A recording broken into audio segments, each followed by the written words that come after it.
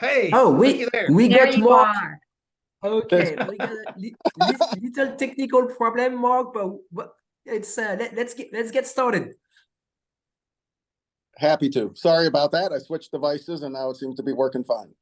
Well, I'm glad we're able to get with you, sir. Good to see you, and hopefully you're having a enjoyable time in Nashville. I guess you're in Nashville, right? Not just yet. I'm actually back in Dearborn today and flying down middle of the afternoon. So I'll be down there this evening. Okay, well, good. And I might as well go ahead and get this about off my head, off of my chest, whatever. Congratulations to Ford. I mean, you guys, all three series and major series championships. And let's be realistic. Some of them, you were holding your breath for the last lap or the last few hundred feet to know that you were able to get it done. I mean, how does that feel overall when you're sitting there and that, I guess you might say, that pressure cooker of Phoenix, realizing it all comes down to this and being that tight? Yeah, I mean, there's so much on the line in every single race and championship. And when we were going to Phoenix and knowing the four drivers that we had in each of the National Series championships, I knew that they all had a good shot at it. Great teams, great drivers, great support for them. And as it played out through the weekend, the truck race for sure on Friday, there was a lot going on there. We weren't sure who was going to come out on top for the championship or even the race win. Yeah. But so exciting to see Ben get it done, and you get excited with one championship, and then as the weekend plays out and what Cole and Stuart Haas was able to do on Saturday, winning the race and the championship, and then the big one on Sunday going to the Cup race, we're thinking, okay, fantastic. We've got drivers winning the truck and Xfinity Series championship, but the way Team Penske prepared the car, executed the race, Ryan's driving through a lot of adversity, right? He kept falling back in the pack, but kept going back to the front or near the front and finished exactly where he needed to secure the championship. And so happy for Ryan and Team Penske and Doug Yates and everybody at Roush Yates and all of the Ford performance engineers that worked so hard for it. But yeah, they're fantastic races and such high drama and anxiety until that checker flag. Yeah, that's the thing is that you just never know. The last 100 feet of any race could be settled by mere inches. And the good thing was, like, with Cole Custer, he definitely came to play right here in the latter part of the season. I was just I've been blown away with how impressive Stuart Haas got with those race cars. And I don't want to leave Riley Herbst out of the situation either, because I mean, you got 4 wins out of a, you don't have a lot of, I guess you might say, bullets in your gun when it comes to the Xfinity Series, and they performed, unimaginably good in a situation that could very easily have gotten away from them, and you wouldn't have had nobody to represent Ford and the way it turned out. But then once he got there, the race on Saturday, I mean, it's like, wow, these guys are serious. I mean, they've got a great race car, and I think the number one thing has to be, he was asked to go back down to try to get more experience, and that experience led him to a championship. And I think that right there is a tribute to everybody, Stuart Haas and Ford, because y'all worked very hard to make this come together. I think that's the one that's been a surprise, but a pleasant surprise. Yeah, we have a lot of confidence in Cole Custer and what he was able to do through the season. And I know it must have been hard for him to drop from Cup back to Xfinity. Great opportunity for him to reprove himself, and certainly went out and did that. And especially the strength at the end of the season and in Phoenix when it mattered most. Yeah. I don't want to do a whole lot of time rehashing a great season for Ford. I want to get a little bit more focused on what's coming around the corner. We know that you've got the new Ford Mustang getting ready to do battle in 2024. How excited are you about that? Because, I'm just going to be dead honest with you. You guys have not been the competitor that, we always expect you to be when you know what I'm saying? When you guys show up at the racetrack, you have not been that powerhouse that we're used to seeing from Ford.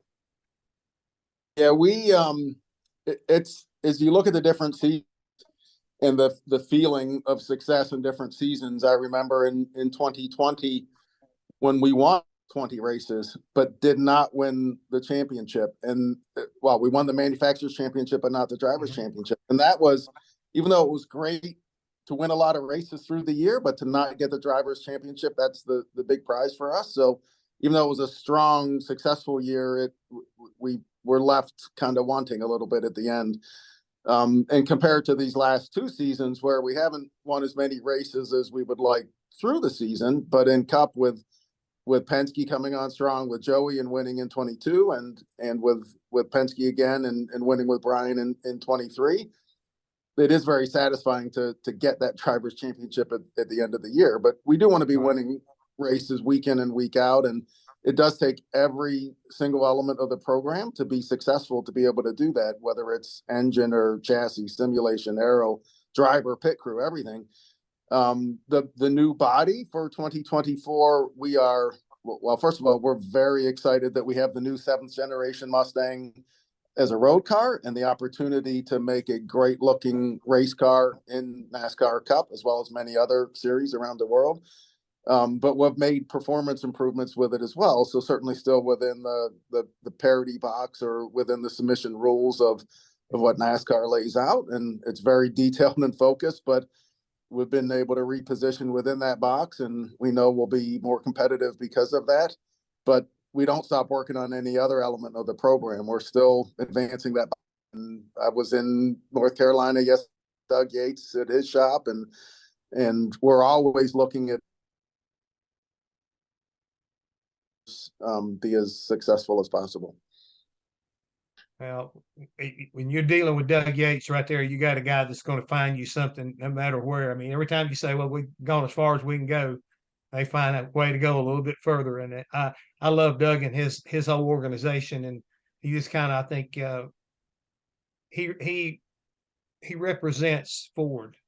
And I think they're the way y'all have done business since then, since, you know, the original Henry Ford came into and ran that, you know, car and started racing, you know, with Ford. You guys have always persevered and looked for things, I mean, that nobody else does, I think. And I love Doug Yates. I'll put it that way. I'm a very big fan of Doug Yates and the way he does business. And I'm excited for y'all because of that. I mean, I'd hate to have him as an enemy, you know what I'm saying?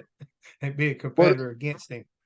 We're glad that he's on our side, that he's part of our family. And as you know, right, we are a family company still, and it definitely goes back to the beginning, or before our company was formed, with Henry Ford racing sweepstakes and winning a race, and all the way through today with the Ford family still involved in our business. And Will Ford just joined the company, and he's part of Ford Performance and part of our team. So we literally are still a family company, and we go racing with great partners, and especially, as you mentioned, Doug Yates.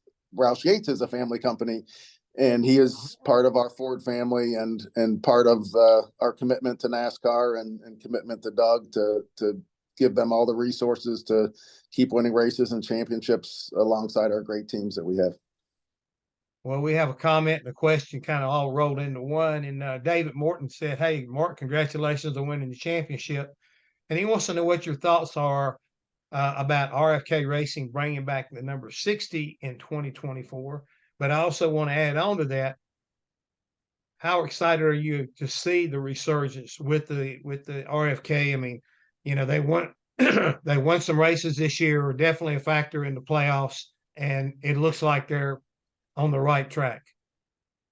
Yeah, we're very excited to see RFK at the level that they are. And again, in North Carolina, we were there in their shop and going through with Brad and Josh and Jeremy and Steve, they're a review of 2023, but also looking forward to 2024. And it is a big testament to Brad coming in and the leadership inside of the team and the vision and reinventing everything, and great history with Jack and what Roush and they have accomplished across so many years. But now combine that in there with Jack and advancing that program to be ready for the future, and to have the success that they did, winning race, getting in as far as he did in the playoffs was great to see. Yeah. They're not resting on those laurels, right? That's not enough. And that's exactly what we want to see is that smile on their face, recognizing what they did this year, but knowing that they're committed to giving more. And I think adding the 60 car is a testament to that. Is what else can they do to be more competitive on a super speedway, getting a third RFK car out there, and more is as much as we have our Ford Plus approach with all the Ford cars. It will certainly help RFK to have 3 RFK cars there for that race, but also building the capability or potential to add a car full-time in the future as well. When the time is right, is important. Right. Well, that being said, when you look back or look down through your 3 series right now, you're going to have to make some additions and make some changes. And how are y'all working as far as the teams that you currently have? You know, you got Josh Berry coming on, Stuart Haas, you got some other adjustments coming there. How do the lineups work, or are they working currently in your mind as far as 2024 is concerned? Yeah, part of racing is within a manufacturer or within a team, there are peaks of performance and sometimes droughts, or where the performance is lacking. And that is one of the benefits with what we have with the team lineup that we have with Penske, Wood Brothers, Stewart Haas, RFK front row, Rick Ware.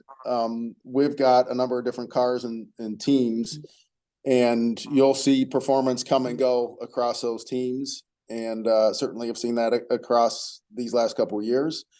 But we're still there as a manufacturer, committed to helping them be as successful as they can be, knowing that sometimes those teams need to go through those different periods of time where they need to find what is missing and get that spark again.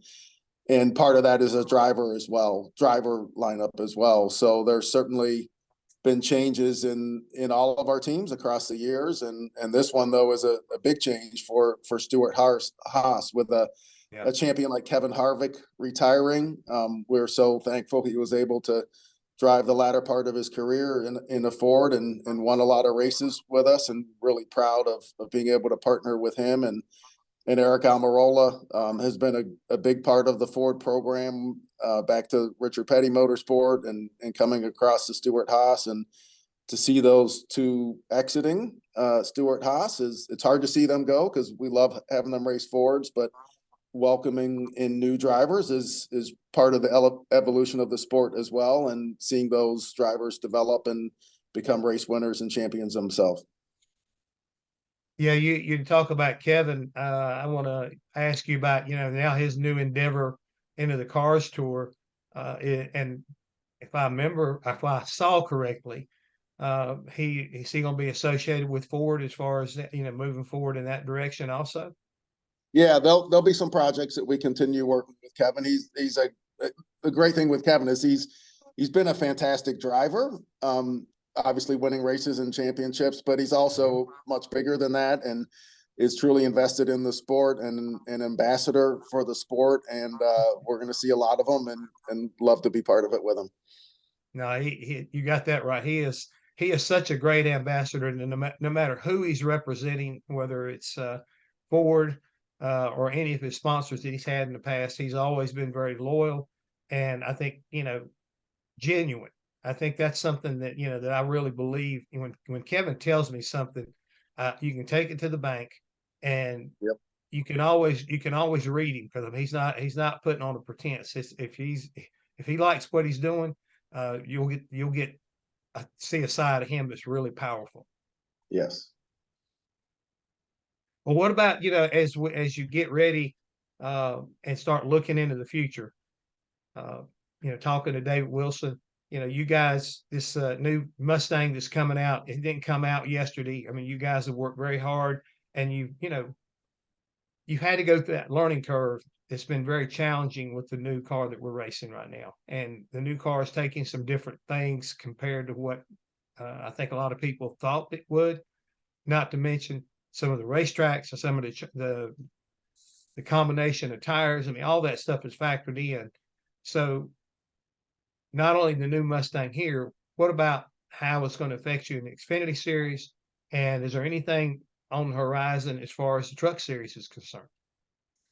Yeah, I mean, learning the next gen car across these last 2 years has been tougher, I think, than even we imagined. And we certainly knew that the notebooks had to be thrown out from the Gen 6 car, but the sensitivities or more specifically finding the sweet spots has been tougher. And we've had now with the body, we had obviously the new body for 22. We had the opportunity for the cooling changes and a change to the nose for 23, but now having raced across those 2 years and allowing that input to be used for developing the 2024 body, we're a lot more comfortable with what we have for sure, because there's the testing parameters that you need to meet as part of the submission, but then there's how the car is really being raced on track and making sure we're optimized for that. And we really believe that we are. So that's been a good learning, and to have, again, the relevance of the next gen car, and we love the look of the new Mustang on the street, but also the relevance that we have now with our 2024 body to match that 7th generation. So looking forward to seeing that on coming very soon at the Clash and then Daytona in February. For Xfinity, we have not done a new car shape yet to align to the new body. So in 2024, we'll be racing the same shape. It'll have new decals on it to make it look more like the new car, but that will be an opportunity in the future as well as truck to advance those bodies, but also with the teams as well and the programs in Xfinity. Like you said, I love what Stuart Haas has done and the success for Cole and Riley winning in Las Vegas, and really happy that they're both coming back in Xfinity for next year, but also AM Racing stepping up their program and the commitment there for Haley, but also other partners like Sieg and what they're able to do in Xfinity. And trucks have become increasingly important for us again, especially to help with young drivers, and to have ThorSport back and not just winning the championship, but just the great partner that Duke is and ThorSport is. As well as what Front Row was doing. Bob Jenkins loves his truck racing. He certainly loves cup racing, but it's been fun watching Bob and Jerry build a truck program and the success that they've had with Zane across the last 2 years, and really seeing them embrace and enjoy the truck program has been fun for us as well. Since you're speaking about the trucks, are you anticipating any changes there in the near future? I know there's a lot of rumblings about, that they're going to maybe come out with a composite body here in the near future. Is any truth to that? And will that change, whether you race a F-150 or come with a new model? Yeah, I mean, no immediate changes, and we would likely do a new truck, potentially do a new truck for 2025. We haven't committed to doing that yet. Mm-hmm. We are happy with our team lineup with ThorSport and Front Row and the success that they've had on the track. So let's talk a little bit about maybe an international deal, because I mean, we got a lot of people here asking questions about, you're racing here in the United States, but what can we expect internationally from Ford? Do they have any plans? Because we see these drivers coming over and getting wins here and being competitive, from the European or rally racing, whatever. Even a lot of people talking about Formula One possibly popping into NASCAR with some of their drivers. How's that going to affect Ford overall? Yeah, we've got some pretty big commitments and ambitions globally. A lot of it is centered around Mustang. So bringing the new Mustang in NASCAR like we did, but we were already racing the new Mustang in Australia Supercars this entire season. That was all based on the 7th generation, and had some early struggles there in the season, but finished up really strong with 4 wins across the last 4 races and success across our teams there. But next year we have also our new Mustang GT3 will debut at Daytona in January, in the 24 hours of Daytona. Nothing like the biggest race in IMSA to start the season with an all-new car. We've got the all-new Mustang GT4 that will also debut in IMSA. Those two cars are going to be sold globally. So that's a great thing with customer racing and the convergence in the GT world of the GT3 rules, the GT4 rules. We can race those two cars around the world, including entering the World Endurance Championship with Proton, which includes Le Mans, which will be fantastic to have a Mustang GT3 racing there at Le Mans. But that car can race, those two cars can race around the world. We have our Mustang Dark Horse R and the spec series that's available for that, and Mustang Challenge here in North America initially, but we'll look for global expansion of that. The new Mustang in NHRA and drag racing, not just in Funny Car with Bob Tasca, but also their new Factory X. So what we can do just with Mustang alone all around the world, it's a best-selling sports car as a road car, but now we can race it globally, many different series. We're doing a lot more globally with off-road racing. So literally, on their way to Dakar. So Dakar doesn't start until January 5th, but the whole logistics, literally the trucks just left the race shop yesterday to get down there, to make their way into Europe, to then go across the water to get to Saudi Arabia for Dakar starting January 5th. That is a big effort for us, and we're going there with M Sport. Our effort in January of 24 is a finish and learn effort, but we're going to, based upon that, do an all-new truck for 2025, which will be intended to be in contention for the overall win there. About that. And then the big one that's coming for us globally is Formula One. And we've partnered with Red Bull, and Red Bull Ford Powertrains is up and running. And we are so excited to be partnered with them. They've shown the success that they're capable of this year. Not racing a Ford power unit yet, but we know we've chosen the right team, and we're working so hard with them on the new power unit that doesn't race until 2026, but the amount of hours and dyno runs and everything that have already been finished, and great to see our Ford engineers working with the passionate engineers there. I'm looking forward to racing that in 2026. Yeah, we got one question here, and it pertains to the electric Mustang, the Mach-E. How is that coming along? And also Don Taylor asked about, is there any thought about, Pikes Peak and all the stuff that you're taking on right now? It seems, for whatever reason, it seems like the world has exploded in racing. It's like, Le Mans has now got a breath of fresh air, and everybody talks about Le Mans, they talk about Dakar, they got so much stuff going on, and everybody knows about it. I mean, Formula One, rally racing, it's to me, Mark, I just feel like it's a revolution. It really is. I agree. We're seeing it. So many series have just taken off. All of them, really, and we're so excited to be a part of so many of them. What you mentioned with the electric demonstrators, those have worked great for us because we haven't found yet the right series, the right place to race full electric. There's a few options out there, but we like these demonstrators because there's no rules. We can do whatever we want with the Mach-E 1400, the Cobra Jet 1400. You'll see the Super Cobra Jet 1800 later this year, or in 2024. In 23, we had our Super Van 4.2 at Pikes Peak. That worked so great for us because it's a fantastic event, and electric powertrain technology is perfect for going up a mountain like that with the altitude change.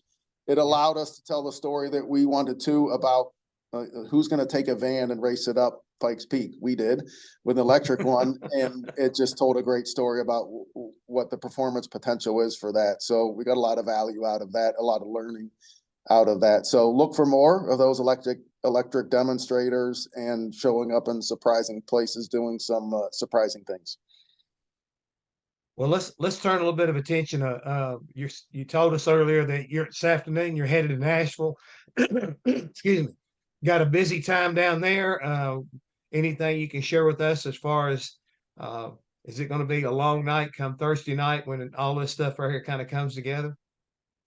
Well, we are so excited to be heading to Nashville, and it's a great time for NASCAR, for all the great partners and people. So to have all of those people together, not racing, it's great that we're together racing almost every other weekend of the year, but to be together in Nashville, it's great to enjoy that time together.